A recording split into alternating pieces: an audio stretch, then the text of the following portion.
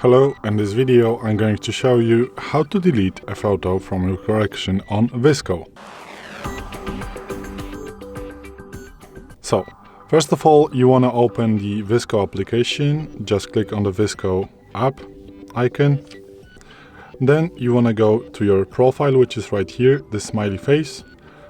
Then you want to go to your collection. So, first of all, collection is a place in your profile that you repost someone's post. So for example, if I'm going to discover and click on the post that I do like, for example, let's click on this one, and then I'm going to repost it.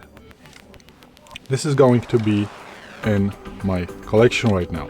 If you want to delete a reposted post from your collection, just click on the post and then again click on the repost icon right here.